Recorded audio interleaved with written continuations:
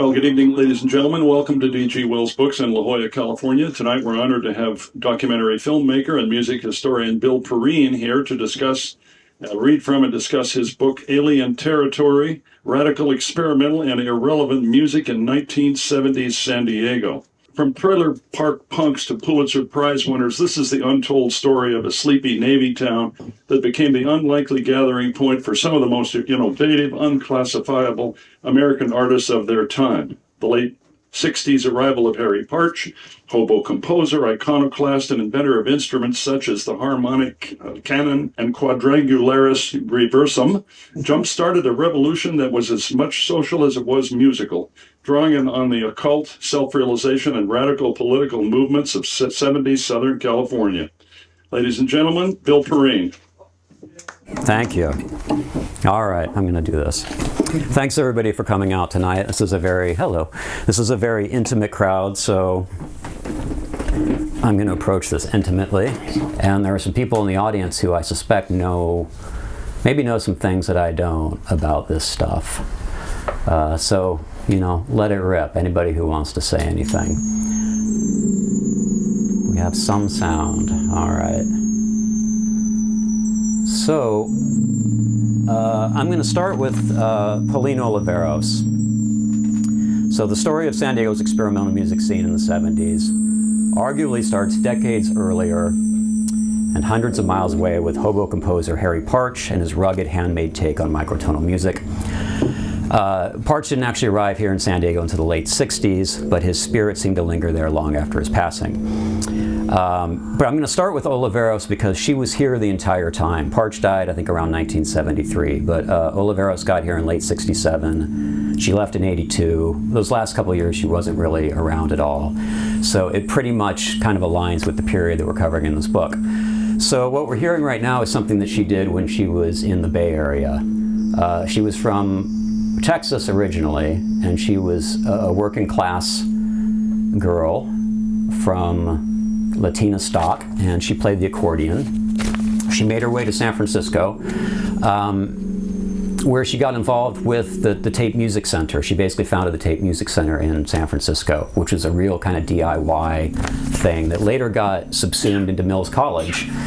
And because of that, she ended up in academia in a weird way, and she was very much not an academic person. So this piece we're listening to right now is called Alien Bog. And it's inspired by the sound of frogs outside of her office window at Mills. So it's her taking the sound of the environment, which Oliveros was very attuned to, and turning it into electronic music. I'm just going to let this play for a second here.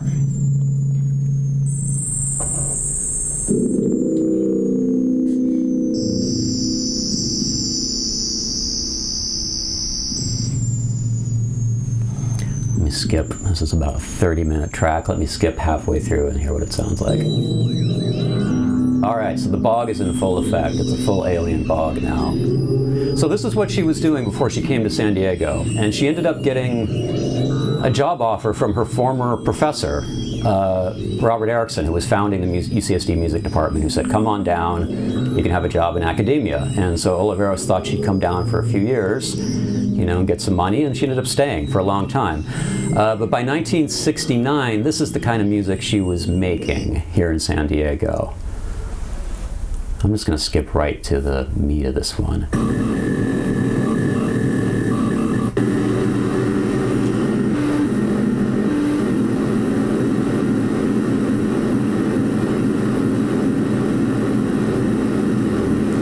So this is basically noise. For about half an hour. It's called a little noise in the system, and it's basically she had a stake in her little tape loop setup, and she exploited it, and she made this piece of music out of it. But it's an almost unbearable piece of music, and everything she did in San Diego around this time kind of sounds like this. And what was happening is that when she made it to San Diego, it was very different from what she had in the Bay Area in a lot of ways. It was a much more conservative environment than in San Francisco. But there was also a lot going on politically, which feeds into one of the themes of the book, which is that around 1970, in the late 60s, things were kind of really going to shit. And San Diego, the campus, which was a very hippie place at the time, was really subsumed by violence. There was a guy who lit himself on fire on campus as a protest against the Vietnam War, about 50 feet from where Oliveros was at the time. Died, of course, and she was feeling it. So what she was doing when she was doing these pieces, these solo harsh noise pieces, is it was kind of a response to fear and trauma. But she realized at some point that she couldn't keep doing that, and it sort of gave her a spiritual rebirth. And so she stopped working with tape machines largely, which had been her main point of attention. And she picked up her accordion again, which was about the most uncool instrument you could imagine in the late 60s, early 70s, in any context, really. And she retuned herself. What she did is she started playing an A note, and she played that A note for about 3 months on the accordion, just a simple A, and then she started harmonizing with it. She would sing with it until she knew sort of every little nuance of the note. And eventually she ended up going through all the notes to do that. And she retrained herself, and her music was really never the same way again. And this was a social act as much as a musical one. And so what she was trying to do, and what a lot of people in this book are trying to do, is they were trying to explode the idea of what music is, particularly Western music, particularly, quote unquote classical music. And it was trying to make it more egalitarian. It was trying to make it more open to chance, open to life. It was trying to engage with the things that were going on in the culture.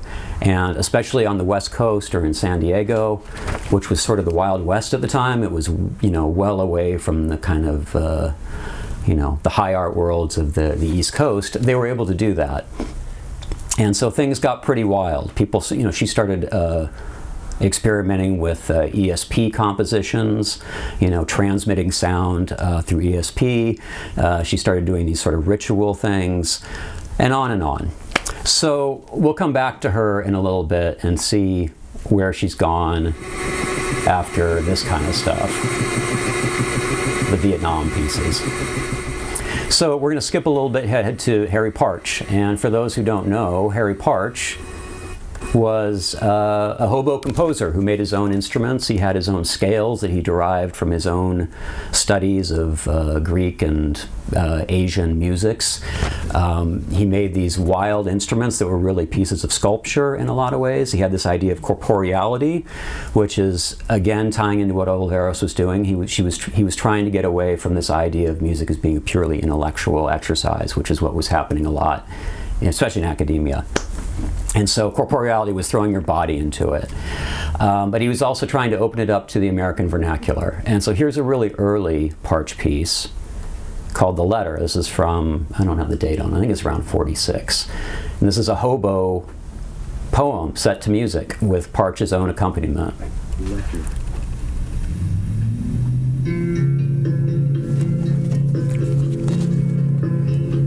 Cincinnati, Ohio, October 2nd, 1935. Hello, pal.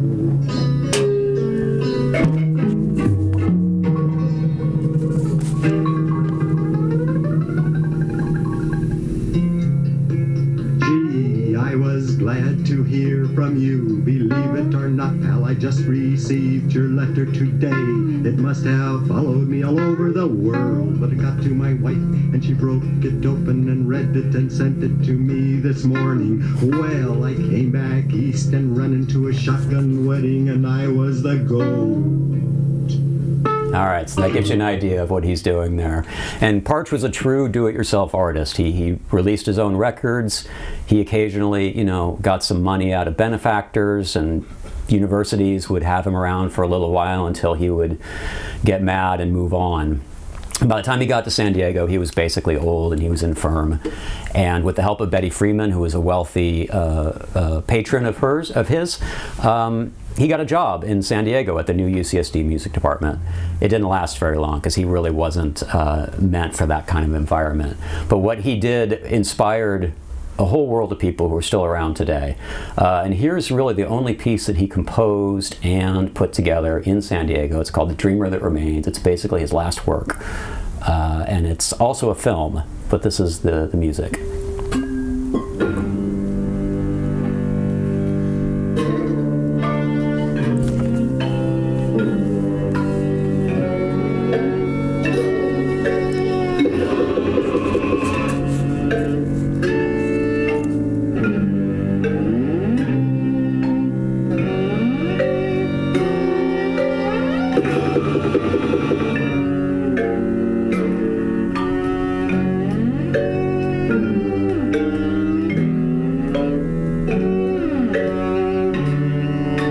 So this is the whole Parch ensemble, which was basically a bunch of young hippies who really loved Harry Parch and would do anything for him. I'm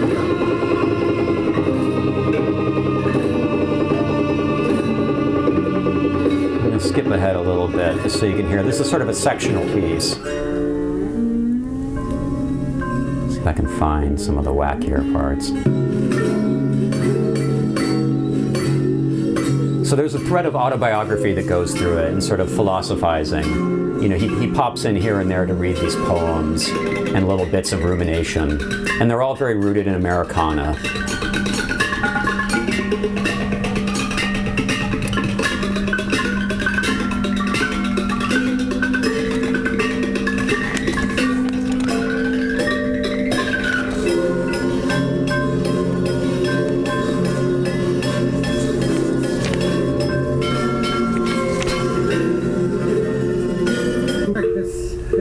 There we go. A little lovely. Now, isn't that nice and friendly?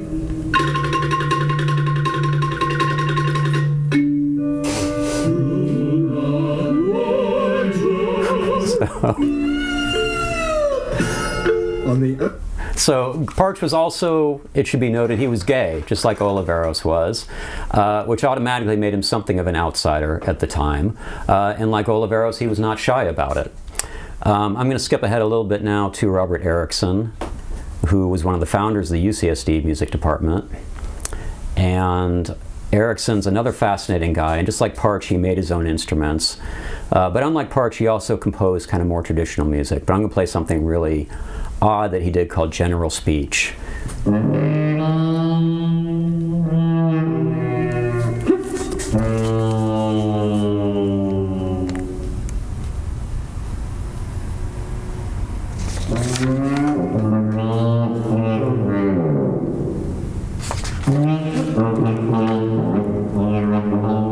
So in case you didn't guess, this is a transcription for trombone of a speech by General MacArthur. So he's essentially mocking MacArthur. But this was a theater piece. Like a lot of things in this period, people had theatrical elements to it. The Dreamer That Remains was a film with all kinds of wacky goings-ons and performances. General Speech involved a guy, a trombonist, dressed up as General MacArthur in a full general's uniform with his trombone, and he's playing a transcription of this speech, mocking MacArthur. And it even had it's such a fine transcription that there are pauses where he drinks water and he coughs. And so it was a theatrical piece that he would present. And his wife, who was a costume designer, did the costumes. I always think it sounds like the teacher in Peanuts.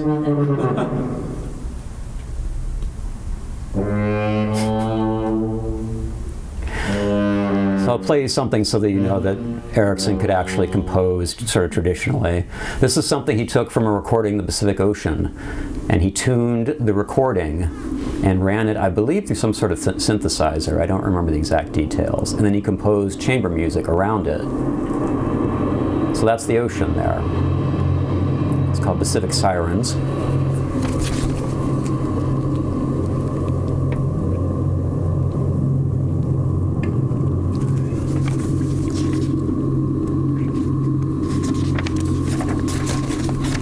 This works up a head of steam. The thing about Erickson is that he was a founder of the UCSD music department, but he hated academia. He loathed it. And so when he started it, he did everything he could to sort of undermine the idea of academia. He didn't want grades. He wanted students and teachers to work side by side. He wanted everybody to be sort of on an equal footing, which is why he hired people like Oliveros, who didn't have academic backgrounds. Now, eventually this failed, but for the first, I don't know, 5 to 10 years, some really crazy stuff happened because of this vision. I'm going to skip ahead a little bit to the middle of this piece, just so you can hear it.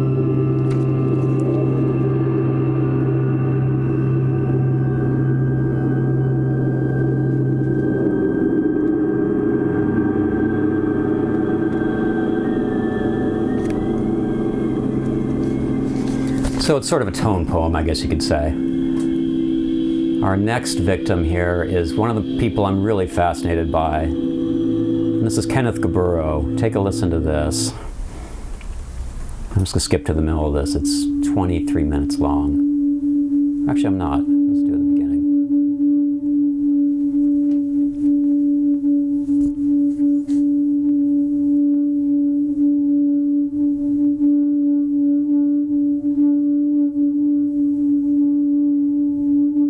Does anybody have a guess what that might be, what we're listening to? Is it a saw? Close. It's 3 human voices. Unprocessed. These are 3 human voices hitting, it's called the flow of ooh, and they're doing an ooh sound. So first of all, especially on a better stereo system than this, it sounds pretty amazing. But the real meat of this is if you think about what he's doing here with the flow of ooh.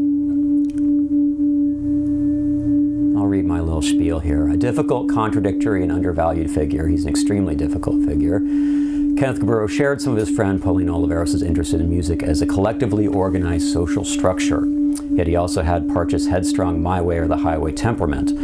This resulted in some fascinating, frustrating exercises in what he liked to call irrelevant music, much of it performed by his new music choral ensemble, which is what we're listening to right now. Various variations of this new music choral ensemble were focused on mime and on theater. They didn't sing at all.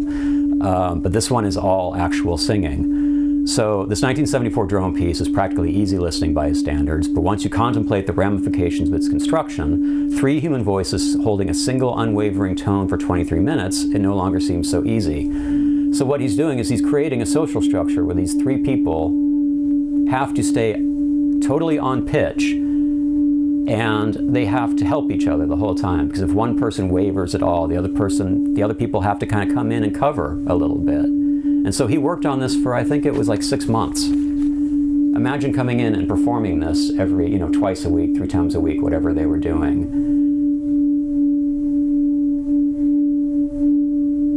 And that's it. It goes for 23 minutes. And so you can approach it as a drone piece, but if you choose to look behind what the sound is, it's really kind of a remarkable feat. And these people did a lot of things like this. One of his last pieces at UCSD was called My, What a Wonderful Fall, and that was the more mime-centric version of this choral ensemble.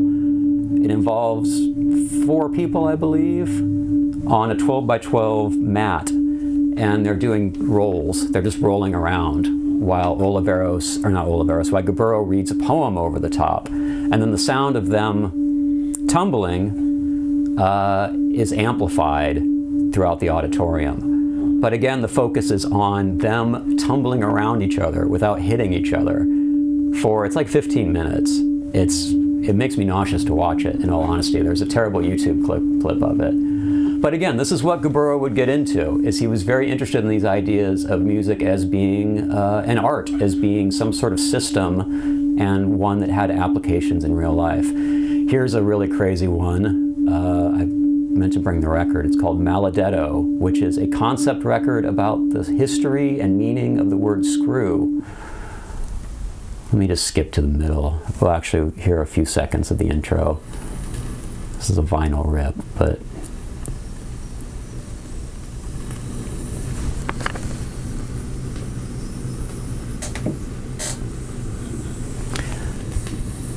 That is the sound of the syllable s, as in screw. And for the next 40 minutes, he basically goes through all these variations to get to the idea of the screw. Let me just go to the middle of... Meaning puh!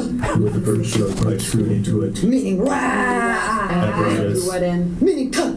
To screwing. Meaning Patterns. Meaning s! From the mold. Go! Meaning ow! Meaning go! Meaning da! Meaning fa! Meaning K, meaning To what end? Body is somewhat later in 1520, constructed a somewhat heavier dish, sheet 6 inches thick, and the barrel of the screw is 8 or 9 inches in To what diameter. end? His press had a square hose instead of a hexagonal one, quite in contrast to Jost Ammann's, in which no hose is visible at all, or in Blow's press, where the hose mechanism is replaced by spindles which pass in direct motion through circular... It's borderline unlistenable, depending on your mood, or it's fascinating. Once you get into it, it's a really strange record. And it's based on his idea of compositional linguistics, which would take another hour to explain. But Gaburo is a really fascinating guy. He's another guy who basically was self-defeating in almost every way because of his intense ethical focus. He had to do things in a way that he felt was right. And so he eventually left UCSD, where he had a very cushy job. He left his house, which was up on La Jolla Scenic Drive, and he moved to City Heights, and he started a publishing house which published utterly esoteric scores, and he basically drove himself into bankruptcy. But he did it all his way, and that was sort of the magic of Gaburo, is he never did anything other than his way. Let me play a little bit of side B of Mallory. preposterous! Meaning what? To be side! Stroke twisting, to be high. Did you ever hear of Jewish minutes for example? On the cover, William Wilson prophetically said the TV convenience is intimate as a short space and is ridiculous full length. All right, so here's a little something mellower. This is Prima Materia, which was a weird hippie vocal ensemble that used to practice at the what was the name of that bookstore that was down La Jolla Boulevard? The not Unarius, but Unicorn, thank you. The Unicorn, which was a hippie bookstore where people like Warhol and those people would come and show films. And these guys would do their overtone singing.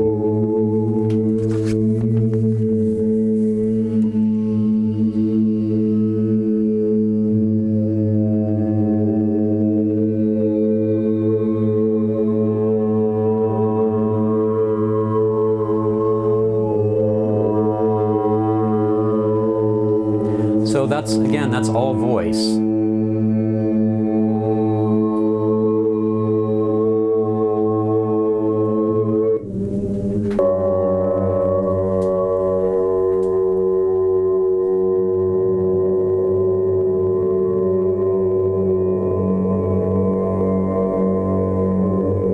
So Prima Materia was usually, I think, 4 people, sometimes 5.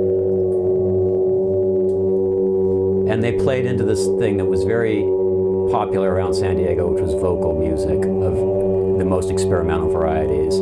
But Prima Materia did really well. They were on the international touring circuit for a while because they looked like a cult.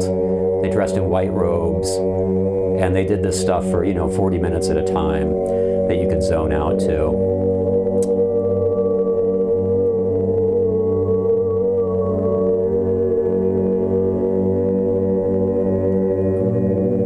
Let's get into some actual electronic music. This is called La Jolla Good Friday. 1975, on Good Friday they recorded this. A guy named Thorkel Sigurbjörnsson, who was from Iceland, came here for 3 weeks. It's credited to him, but it was really a collaboration with a guy named Warren Burt, who was the foremost electronics whiz kid around San Diego at the time. So this uses a hybrid 4 system interfacing between a microcomputer and a surge synthesizer.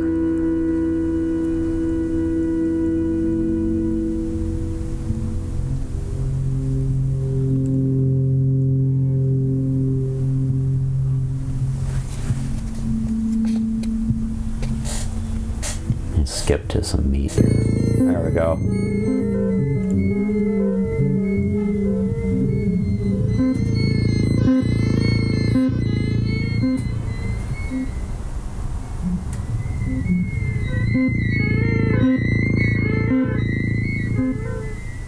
So this recording ended up being issued by the CP2 label, which was a big New York label at the time, for kind of progressive music. And this sounds nothing like anything else Sigurd Bjornsson ever did. He was a very traditional composer. And he described basically coming here and feeling so terminally jet-lagged and culture-shocked by how weird California was in the 70s compared to Reykjavik, that he sort of ascribed this to his own, like a bout of madness almost. But it's a great record, actually. Really good record. If you like this kind of stuff.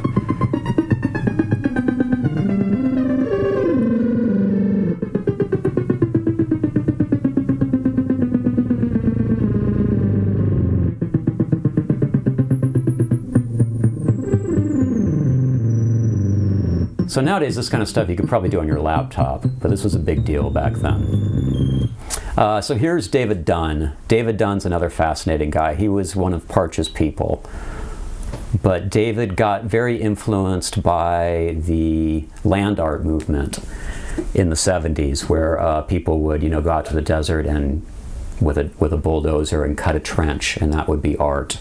They were basically molding the land. But David wanted to do something where he wouldn't cause any harm to the land, and he wanted to work with sound. So he started doing these site-specific pieces. He would go out and, like this one is from the Grand Canyon. And initially the idea was to bring these trumpet players, I believe, and play in the echoes of the Grand Canyon.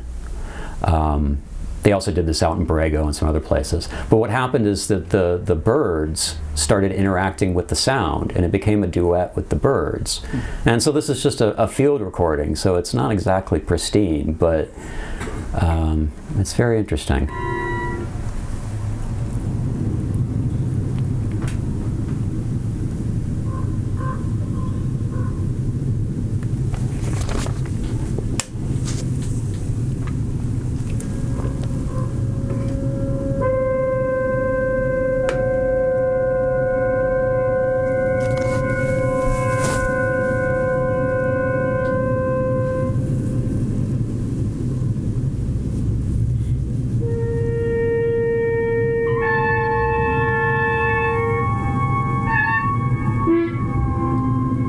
You can hear the trumpets echoing there through the caverns.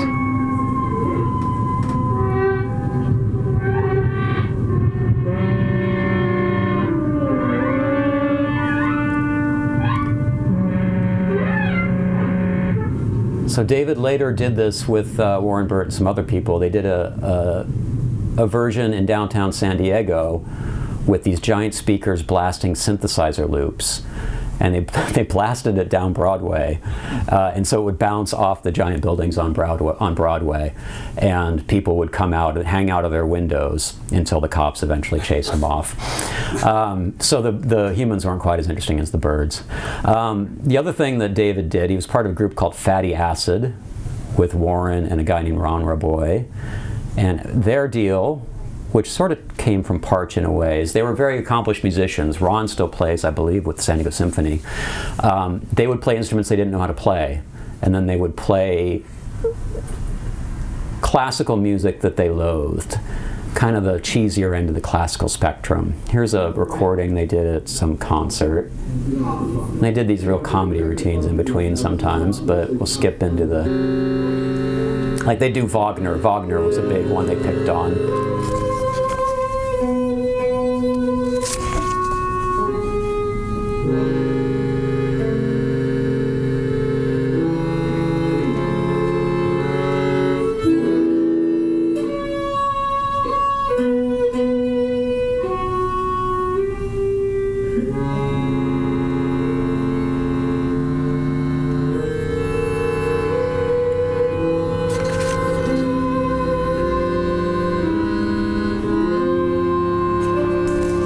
So the idea was to play it as sincerely as you could, despite not knowing how to play your instrument. And so they'd come across these moments of real odd beauty, and then moments of high comedy. Every once in a while you can hear the audience kind of lose it. Anyway, they did this, and they ended up playing a piece by Ernest Krennick one time, who was a mentor of several people in UCSD. And half the crowd walked out because they were so insulted that they were taking down Ernst Krennic. Let's see if I can find a particularly juicy part. When they do Chinese work songs.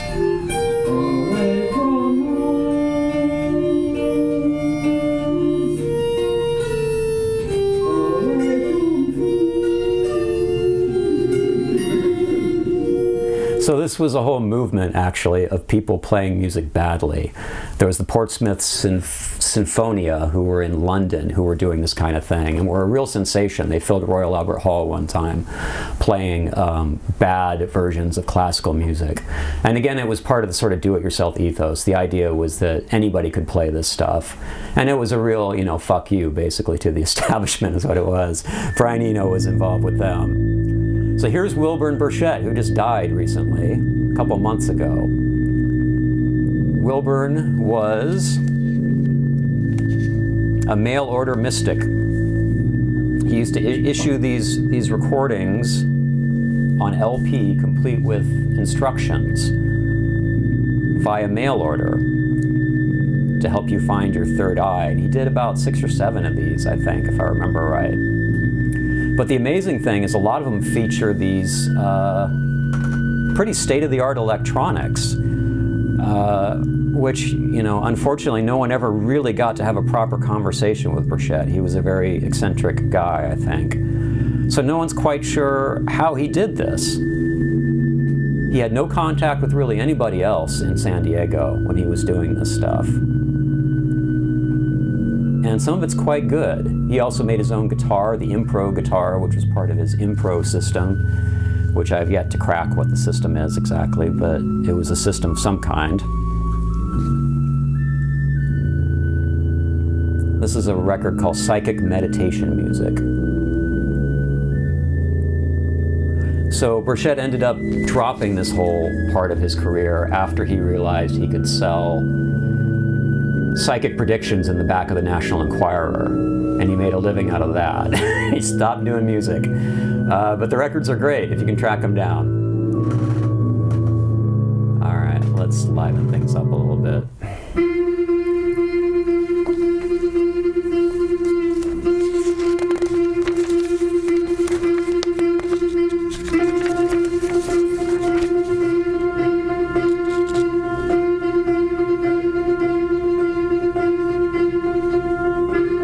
So this was originally called Eat Shit Fatherfucker.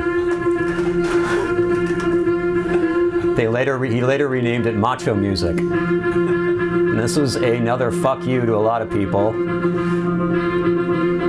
He was basically almost kicked out of school, I think, for writing this piece. This is 1973.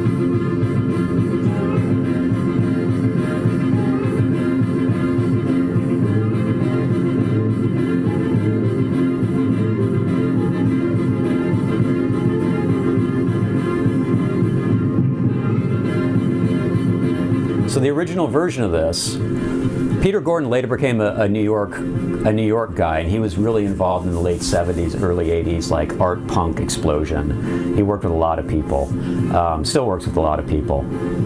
But basically he wasn't happy here at all, because the kind of stuff he was doing, he played sax, is he was very interested in vernacular music, as he called it. He liked jazz and he liked rock. And that wasn't popular amongst kind of the high art crowd. And then the local bar scene in San Diego had no use for this kind of stuff. You know, it was all like Eagles covers. So the original version of this that he played was 6 guys in drag, dressed as women, playing saxophone. And they were playing over a Buchla synthesizer, which had been programmed to go out of tune gradually as the piece went. So it just got noisier and noisier. Picture 6 guys, 6 hairy guys in drag, playing this pummeling riff with a Buchla just whining in the background. And he called it Eat Shit Fatherfucker. And then he left town. And so he retitled it Macho Music, and it became like a staple of his repertoire. I'm gonna come forward a little bit. It's just basically a minimalist piece, but like a really driving one.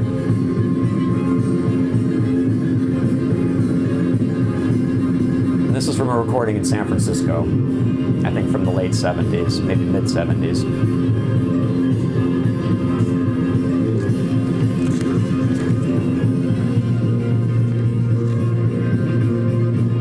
actual change.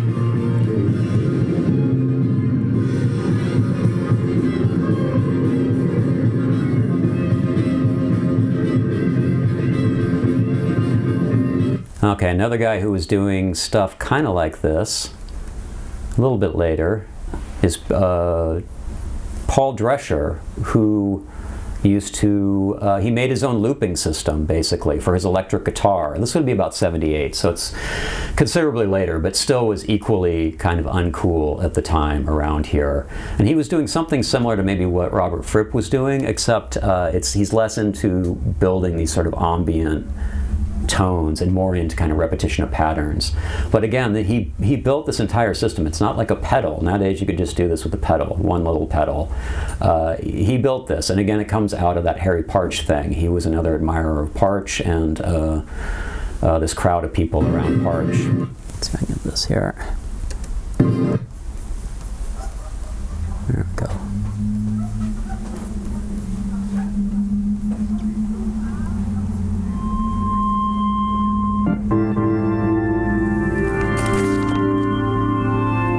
So this is called Liquid and Stellar Music. It's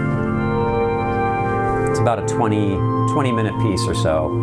And again, it's him playing these very simple lines on the guitar, but he's running it through this looping system that he's done. So he could do it on the fly. And this was recorded, I think, in El Cajon, if I remember right, at a little studio there.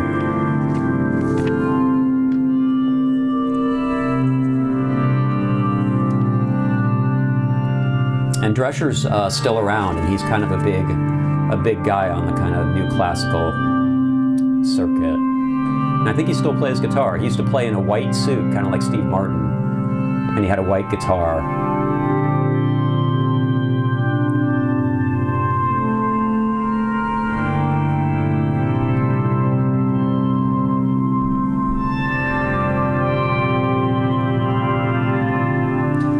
Okay, so here's an interesting guy from East County. This is Robert Turman. This is a crowd that was more attuned to the punk rock scene, but they were also really attuned to experimental music. They had nothing to do with anybody at UCSD for the most part. They did this, in a very primitive way. They usually had their own little tape looping systems and kind of homemade instruments. This is called Lonesome Echo. This is from, I don't know, around 77, I would guess. This is just a guy basically he was probably in Normal Heights at the time. He had a little apartment there, doing that in his bedroom, and it's great.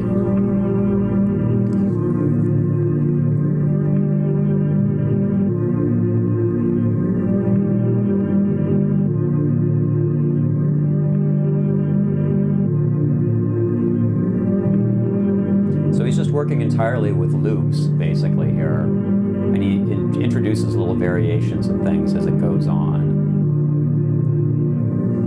But Robert was basically, he was part of a crew with, amongst others, Boyd Rice, who went on to some infamy, and Steve Hitchcock. And now Steve Hitchcock had a little magazine called Cabaret Voltaire, which was a mail art zine. Back then, mail art was this thing where you would kind of, people would publish their address in the magazine, and they would mail art to each other for free. And it was a way of kind of creating these, again, sort of bypassing the typical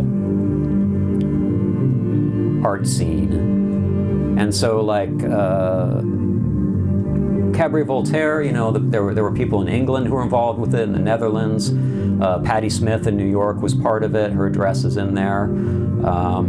Captain Beefheart was part of it. And so Hitchcock was running this out of his apartment by San Diego State. He was just a college kid and a punk rocker, basically.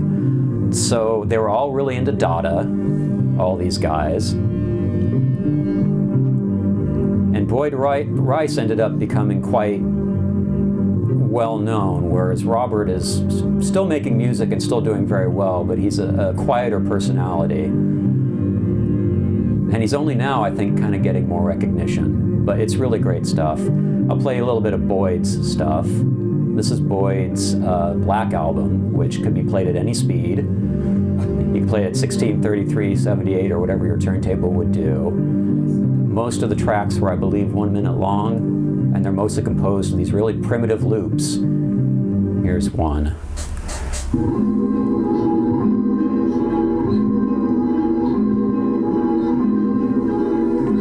And so this album was a sensation. It ended up going to England, partly I think because of the way it was presented. It was entirely in a black sleeve. The fact that it said you could play it at any speed really tickled people's fancy. And I think it was this record, or it might have been another one. He had this habit of, he would drill multiple holes in the record so that you could play it off axis. So the idea, again, was to undermine the entire idea of an album as being some sort of statement of like artistic intent. You could do kind of anything you wanted with it. It could sound however you wanted. And again, he's mostly working with, he was a big fan of like girl groups and things like that. He had a real love of tiki culture. So he would get these kind of cheesy old records, I say that lovingly often, and then he would do these loops with them. But who knows what he's doing at any given time. And Boyd, bless his heart, is such an egomaniac. He claims never to have heard Brian Eno or Lou Reed, who were all doing stuff kind of like this. John Cage did stuff like this back in the 60s, but Boyd would never admit that. He invented this. Maybe he did. Here's the thing he did with Robert Turman. They had a band called Non, which eventually became a Boyd Rice solo project.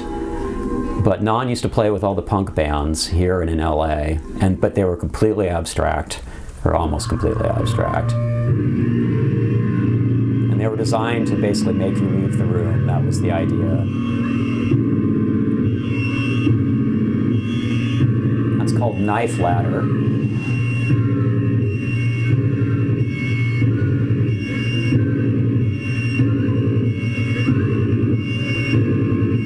I believe this was recorded at the, there was a club on University in like 32nd. I think this was recorded there live.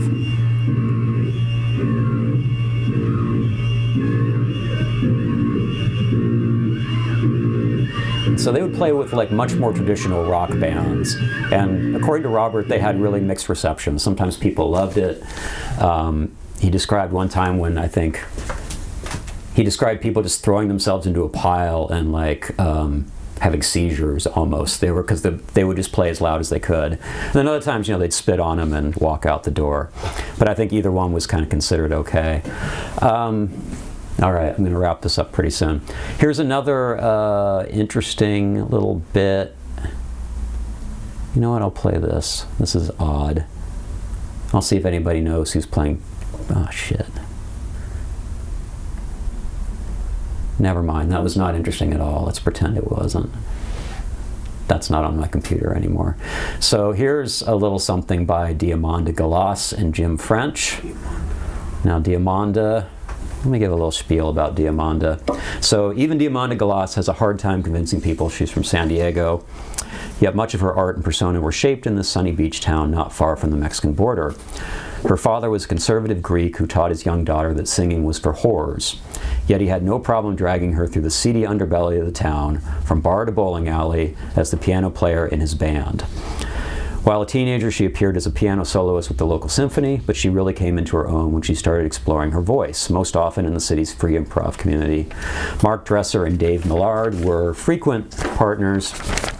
Perhaps her most frequent foil was the volatile and under-recorded Jim French, who fused fire-breathing sax work with the instrument-building and microtonal legacy of Harry Partch. So basically, before Diamanda Gallas became Diamanda Gallas, she was not only playing Carpenter's covers in bowling alleys around town with her father, she was gigging as a free improv person. And for a long time, she really only played piano. She didn't sing, because her father told her that, only whores were singers, which apparently he meant. So eventually she started exploring her voice. She would take LSD and go into anechoic chambers and practice that way, which might tell you something about where her vocal work came from. But here's some of her sort of under-recorded free improv work with Jim French, who was quite a character, a real lovable lunatic, mostly lovable.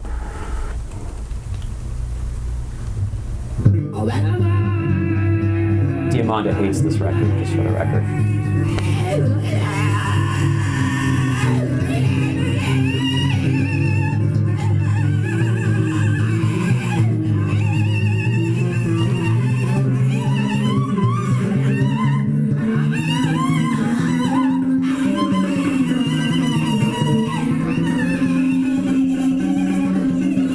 skip in a little bit.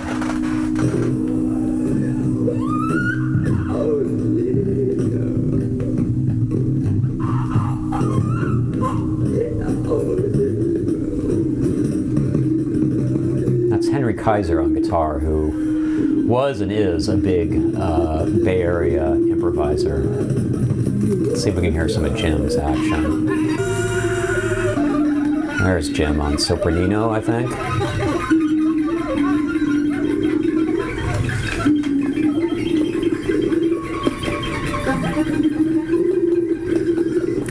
So at the end of this record, which I guess was a really tumultuous recording experience, Diamanda didn't want to do it. Jim was unhappy with a lot of things. And Jim and Diamanda had been dating, and they were about to break up. At the end of one of these songs, you can just hear her screaming his name over and over again, which apparently was a sign of some discord.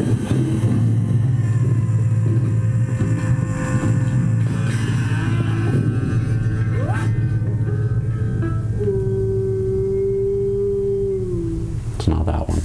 Now, left to his own devices, Jim was a real lover of homemade instruments and history, particularly, how do I put this, ethnic history. He's really into genealogy and where people came from and what that might mean.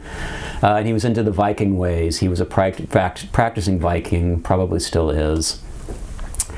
But he devoted half of this record, or almost half of this record, to him playing on these traditional instruments that he had made, which was another kind of career suicide move, to do something like this in the late 70s, like on a free improv record. This is called pibcorponia, and it's a pibcorn, some sort of ancient Welsh instrument that he built. And yeah, this opens the record, his big recording debut and Diamanda's first record.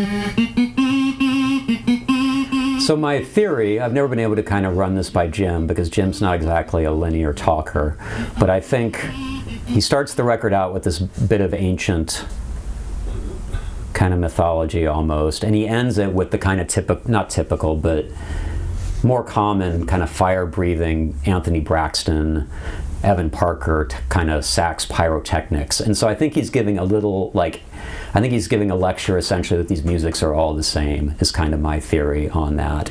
But all people really got from it was, they were just baffled, I think. There's a review by Eugene Chadbourne who was just baffled about why a record would have had this on it. And it's only about a minute long, by the way. He did a bunch of these, like 5 little 1-minute things, and then a long kind of fire-breathing sax thing. So after all that, Diamanda eventually discovered really the power of her voice, and she discovered electronics, which is really a big part of her sound, especially at that period. And she became a sensation after a decade of kind of gigging around town. This is Litanies of Satan, which was kind of her big breakout. You can hear where she came from and where she's going, I think, on this.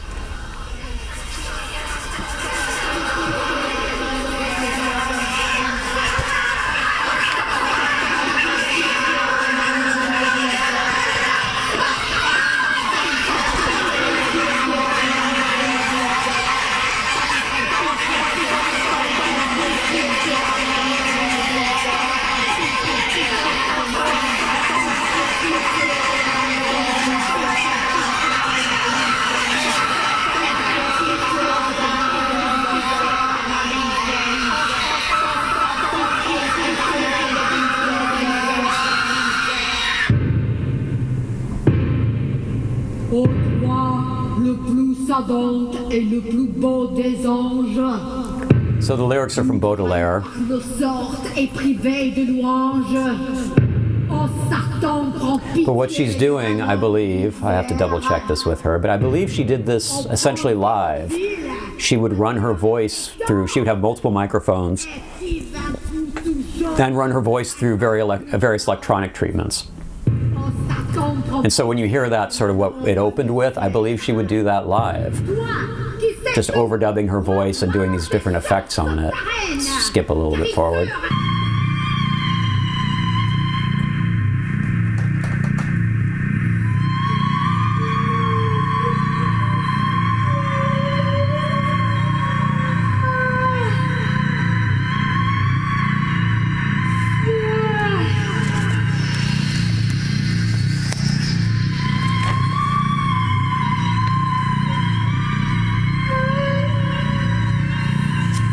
Alright, I'm going to do two more and then we're going to end this bullshit. So, here's a little something to go back a bit. I talked about some of the Parch people. There was a whole crew after Parch died. Following Harry Parch's death, a ragtag group of microtonally obsessed tinkerers, math freaks, instrument builders, and theorists from around the world banded together around Jonathan Glazer's San Diego-based Interval magazine. Jonathan was one of Parch's people, played with Parch for a number of years and knew him very well. They agreed on just enough to keep the community together, yet were fractious enough to resist orthodoxy. Few thought of themselves as recording artists, and thus oral evidence of their work is somewhat slim. Now, Confluence, which I'm about to play, is one of the few that we have really kind of a good, decent recording of. They grew out of something that Jonathan Glazer did called the ID Project, which combined homemade instruments with names like Godzilla with an inclusive anyone can do this ethos. Now, the ID Project would play in Balboa Park and invite passers-by to join them, often ceding the stage entirely to the amateurs.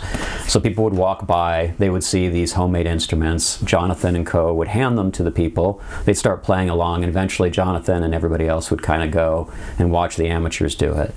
And so again, this is sort of taking these Parch ideas and these ideas of egalitarianism to an extreme. But Confluence was a break-off from that. They kept the homemade instruments, they kept the improvisation, but they placed a little more emphasis on results, I guess you could say. They wanted to be a little bit more professional, and so they would play somewhat more traditional venues and play a little bit more, not a little bit, they were all very accomplished musicians. They would play more professionally. This is an archive recording. It's called Zoo Story. I don't know why, and I'm not even sure. Let's see what happens. I'm just going to go to the middle of this.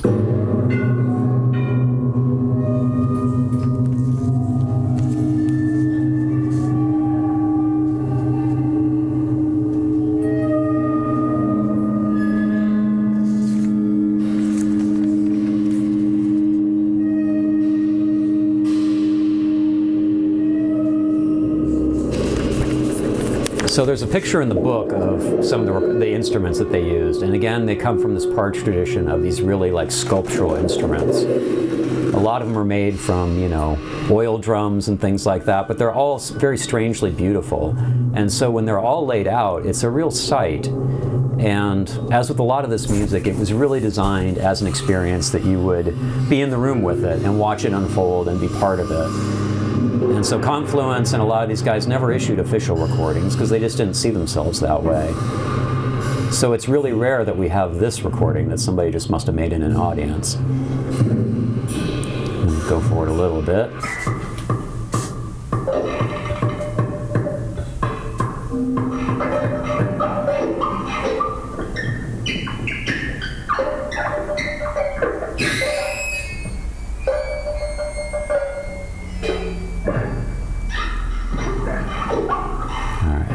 Scratch. All right, so I'm going to wrap this shit up. So we started with Oliveros, and I'm going to go back to Oliveros here real quick. So during the time between this first piece, which I'm going to regale you with again, A Little Noise in the System, the pure noise piece. Over the next 10 years, she sort of tried everything under the sun. She played in a klezmer band for a while, in drag. She called herself Dr. Dr. Alinsky, I believe. And she would wear a beard, and she would play her accordion with a klezmer band. She did things like she had for $1 you could buy a composition for her. She'd set up a booth, and you could just walk up and give her $1 and she'd write you a composition. She did experiments with the ESP. She did experiments with the mandala was sort of an organizing principle. She worked with everything from 30-strong symphony orchestras to solo accordion work, and was a remarkable influence on kind of everyone who came across her. She was by all accounts, a very open-minded and kind person, and also a very smart one. One of my favorite stories about her is late in her career, when she was probably in her 70s. She was in Buenos Aires playing I think a museum. And at some point she realized that these two guys had walked in and they were bootlegging her performance. They had set up like a little tape player right in front of her. And she thought, okay, well, that's kind of weird. And then she got home. She was living in New York at the time, upstate New York, and she got this tape in the mail. And the people who had recorded it had added their own music to it and turned it into this sort of noise piece. And she thought, okay, well, that takes some balls. So she contacted them, and she found out, amongst other things, that their drummer had Down syndrome, and that the two other people in the band with him, which was called Reynolds, were essentially they had taught him at a school, and they had formed a band together, and they had been recording voluminously for years. And Oliveros was just delighted by this, what they had done to her recording. And so they basically defaced it. And she not only got it issued, she ended up collaborating with them on, I think, 2 or 3 more albums.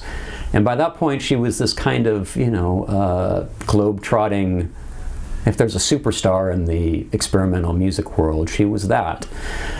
But as far as her San Diego years go, she spent a lot of it developing this piece that eventually became Horse Sings from Cloud. And it all comes from that whole working with a single note thing that she did around 1969, 1970, where she just played A. And she played this over and over again in various ways until it came out on her first record, her first sort of record of her own in 1982. And this is Horse Sings from Cloud. It's about 20 minutes long. I'll just play a little bit of it.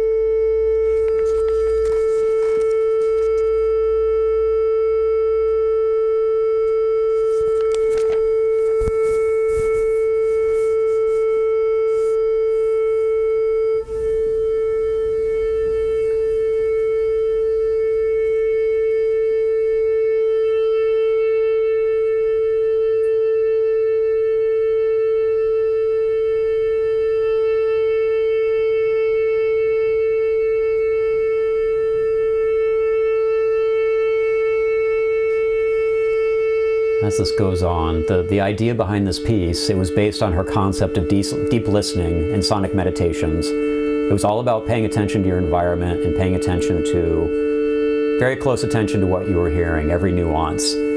But essentially all she did with this is based on her breath.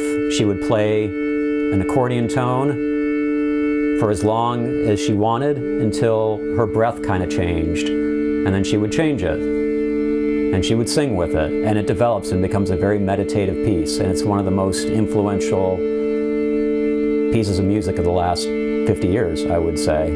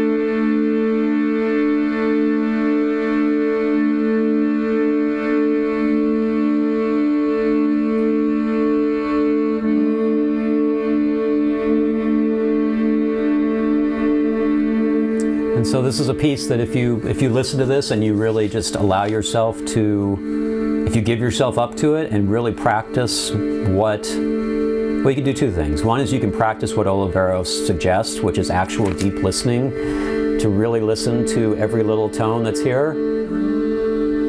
It can have a really strangely transportive effect.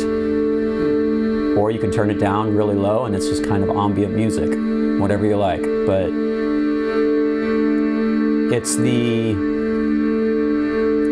the basis of her entire music, essentially, going forward after 1982 until her death about 5 years ago. And it's the basis of a whole genre of music that's devoted to this. And she's become sort of, even since her death, she's become more and more of an important figure in this world.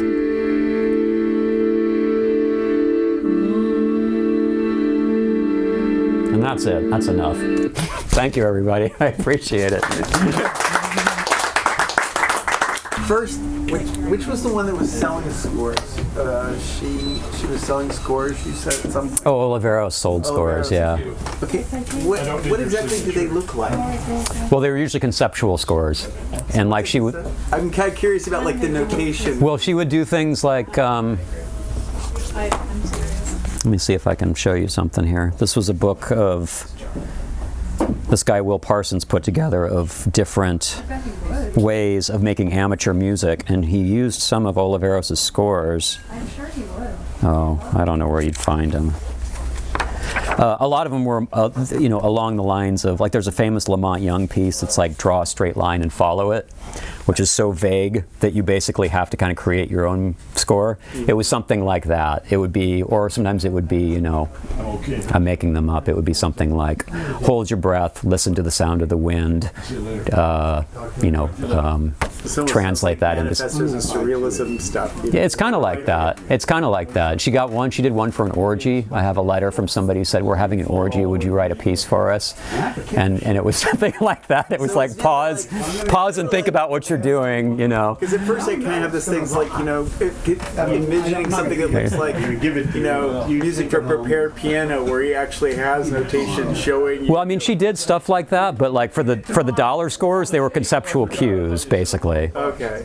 But none of these people, even though Oliveros could have written like traditional notation, they didn't really work in those ways. It was all like text-based and conceptually based, basically. So they never really there was always, there was never an attempt at a kind of reproducible performance? That was kind of the point, was the idea that they would create, like there was a director I was reading, I think it was Altman or something, was like, my job is not to tell people what to do, it's create an environment where things can happen, and I mold that environment, and that's what most of these people were doing.